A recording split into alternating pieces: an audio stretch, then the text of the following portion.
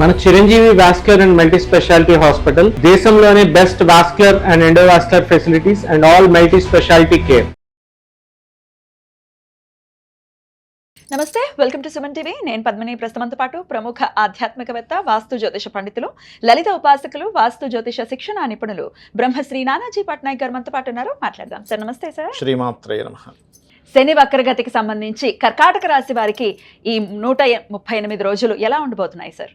కర్కాటకం వారికి కనుక చూసుకున్నట్లయితే ప్రధానంగా ఇక్కడ మీకు భాగ్యంలో ఉండే శని వక్రించి అష్టమం వైపు ప్రయాణం జరుగుతుంది. అష్టమంలో రాహు ఉన్నాడు, 3లో శుక్రుడు నీచుబడి ఉంటున్నాడు ఆగస్టు మాసంలో.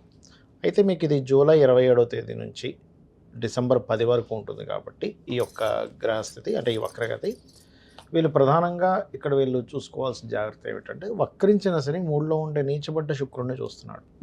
సో వీళ్ళు ఎవరితోనైనా స్త్రీలతో అగ్రిమెంట్స్ కావచ్చు, లేకపోతే ఏదైనా ఇచ్చిపుచ్చుకోవడాలు కావచ్చు, ఏదైనా ఒక మాట మాట్లాడడం కావచ్చు. ఈ యొక్క విషయంలో ఆగస్ట్ ఎండింగ్ వరకు శని వక్రించిన శని 3లో ఉండే శుక్రుడిని చూస్తున్నాడు. కాబట్టి ఈ జాగ్రత్త ఖచ్చితంగా తీసుకోవాలి.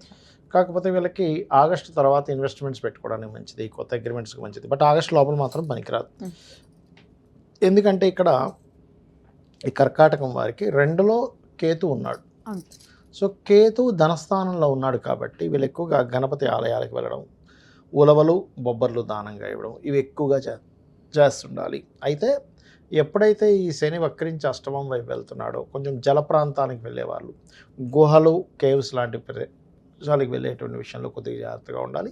కాకపోతే రీసెర్చెస్ చేస్తుంటారు, పిహెచ్డీస్ చేస్తుంటారు, వాళ్ళకి మంచిది. మరి చెప్పాలంటే శని వక్రగతి అనేటువంటిది ఉద్యోగం మార్పిడి కూడా చూపిస్తుంది వీరికి. ఇప్పుడు ఉద్యోగం మారుతారు. Right sir. ఆరోగ్యం ఎలా ఉంటుంది సార్ వీరికి? ఆరోగ్యం అంటే ఈ కర్కాటకం వారికి కుజుడు మంచివాడే, ఫస్ట్ 6th లార్డు, ఆయన 12వ స్థానంలోకి వస్తున్నాడు. సో శని వక్రించి వీరిద్దరూ డ్యూయల్ సైన్స్లో ఉంటున్నారు. కాకపోతే ఇక్కడ ఏంటంటే కొంచెం ఈ కాళ్ళ మంటలు అంటారు చూసారు, అలాంటివి తప్పితే పెద్ద పెద్ద ఇబ్బందులు అయితే ఉండవు. లగ్నంలో గురువు ఏమైనా హెల్ప్ చేస్తూ ఉంటాడా అనుకోవచ్చు? గురువు కొంచెం కంబస్ట్ అయి ఉన్నాడు కదా, కొంచెం స్ట్రక్కింగ్ యోగం ఇస్తాడు, కొంత పేరు ప్రఖ్యాతులు ఇస్తాడు అక్కడ. కాకపోతే ఆ కంబస్ట్ అవ్వకపోయి ఉండి ఇంకా మంచి యోగం ఇచ్చేవాడు.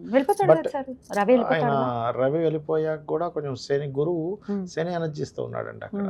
కాబట్టి మంచి ఫలితాలు ఇస్తాడు, ఇవ్వడం కాదు కర్కాటకం వారికి. బట్ ఏంటంటే శని ఎనర్జీస్తూ ఉన్నందుకు కొంచెం హెల్త్ ఇష్యూస్ ఓ పక్క ఇస్తూ, ఓ పక్క పేరు ప్రఖ్యాతులు ఇస్తూ, మళ్ళీ జ్ఞానాన్ని ఇస్తూ, ఇలా మల్టిపుల్గా అక్కడ విషయాలన్నీ దొరుకుతూ ఉంటాయి అన్నమాట. రైట్. అయినప్పటికీ పర్టికులర్గా ఎటువంటి శని రీత్యా ఇబ్బందుల నుంచి బయటపడాలంటే ఎటువంటి పరిహారాలు చేసుకోవాలో ఇప్పుడు తెలుసుకుందాం.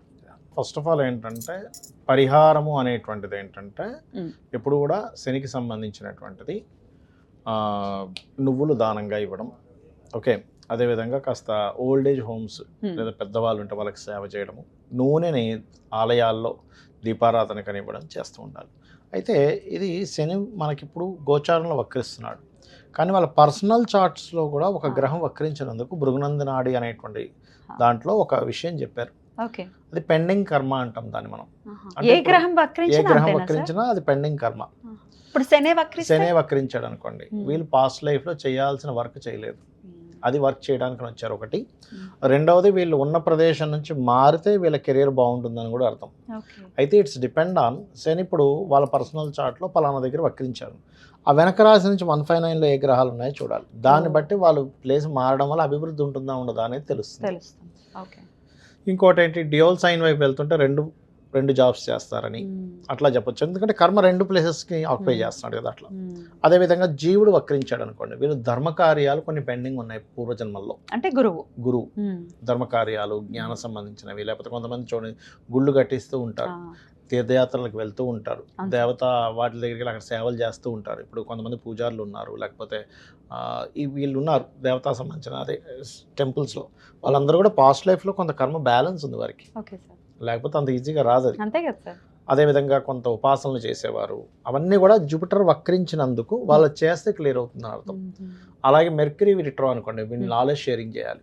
నాలెడ్జ్ షేర్ చేస్తేనే వీళ్ళకి ఈ జన్మ క్లియర్ అవుతుంది, అదర్వైజ్ అవ్వదు. మీరు గమనించవచ్చు, ఇవి చేస్తూ ఉంటే వీళ్ళ లైఫ్లో అభివృద్ధి కూడా ఉంటుంది. అంటే వీళ్ళు అరువు పెరగకుండా వర్క్ చేస్తున్నారు శని వక్రగతి వాళ్ళకి బాగుంటుంది లైఫ్. అదేవిధంగా దేవతా క్షేత్రాలు వెళ్ళడం చేస్తున్నారు, వీళ్ళ లైఫ్ అక్కడ నుంచి స్టార్ట్ అవుతుంది బాగుండడం అనేది. నాలెడ్జ్ ఎంత షేర్ చేస్తూ ఉంటే బుధుడు అంతా ప్లస్ ప్లస్ అవుతూ ఉంటాడు. ఎందుకంటే కుజుడైతే భూములకు సంబంధించింది, అన్నదమ్ములకు సంబంధించింది అమ్మ. అంటే ఇప్పుడు కొన్నిసార్లు భూముల్ని వదిలేయాల్సి వస్తుంది, వదిలేయాలి అంటే కొన్నిసార్లు వదిలేసారు. అంటే వక్రించి కేతువుతో కనెక్ట్ అవుతే ఖచ్చితంగా వదిలేయాలి. వక్రించి శుభగ్రహంతో కనెక్ట్ అయితే ఏంటంటే వాళ్ళు వేరే ప్రదేశకు వెళ్ళడం ద్వారా భూములు సంపాదిస్తారు. 100 ప్లేసులు సంపాదించలేరు, మీరు ప్లేస్ మారండి, అక్కడ మీరు బీభత్సంగా భూములు సంపాదిస్తారని చెప్పొచ్చు. అలా అలాగే శుక్రుడు అనుకోండి, వీళ్ళకి జనరల్గా ఏమవుతుంది అంటే ఎవరికైనా శుక్రుడు వక్రించాడు అంటే వివాహం విషయంలో సంబంధాలు చూసేటప్పుడు దగ్గర దాకా వచ్చి మిస్ అవ్వడం ఖచ్చితంగా జరుగుతుంది. అందులో పర్టికులర్గా 7th హౌస్లో కనుక శుక్రుడు వక్రిస్తే ఇంకా ఖచ్చితంగా జరుగుతుంది. 7th హౌస్లో ఏదైనా గ్రహం వక్రిస్తే వాళ్ళకి సంబంధం ఓకే అనేట్టు ఓకే వెనక్కి వెళ్ళడం జరుగుతూ ఉంటుంది. అదొక రకంగా దోషం పోయినట్టు అలా జరిగిందంటే వివాహానికి ముందు.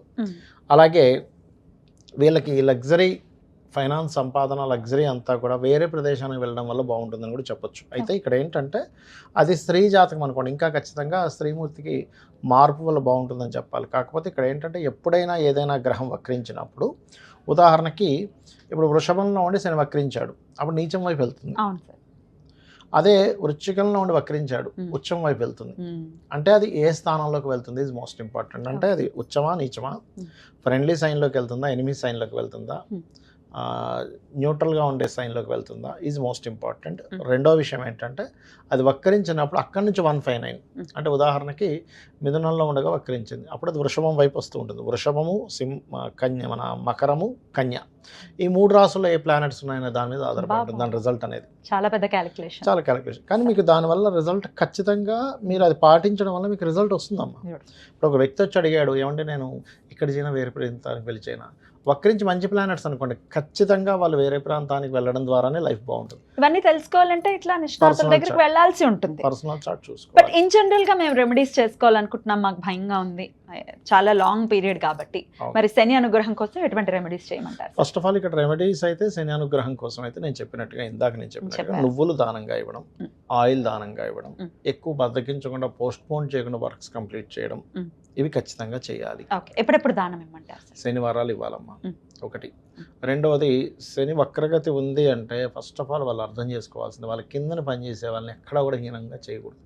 ఎందుకంటే వాళ్ళకి సేవ చేయడానికి పుట్టాడు ఈయన. మళ్ళీ సమ్ వర్క్, ఇంకా పోయిన జన్మలో మనకు మంచి జాబ్ ఇచ్చాడు బాస్, కానీ మనం ఏదో తూతూ మంత్రంలా చేసి వెళ్ళిపోతున్నాం, అదంతా కూడా పెండింగ్ వర్క్, మళ్ళీ పెండింగ్ కర్మ. ఇప్పుడు అనుకుంటా ఏముందిలే బాస్ చూడట్లేదు, ఇక్కడ సీసీ క్యామ్స్ లేవు, మనం వాడిందే ఆడ పాడిందే పాట అనుకుంటే కాదు, అది ఎవ్రీథింగ్ ఈజ్ కౌంట్స్.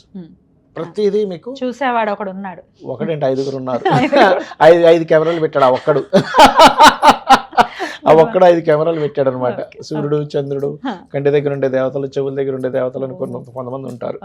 వీళ్ళందరూ కలిసి 5 రికార్డులు ఒకటే అయి ఉండాలి. మళ్ళీ రాసి వీడియోలు తీసి పెడతారు, వీడియో చూపిస్తారు, నేను చేయలేదన్నయ్య ఇక్కడ చేసి నువ్వు కాదా.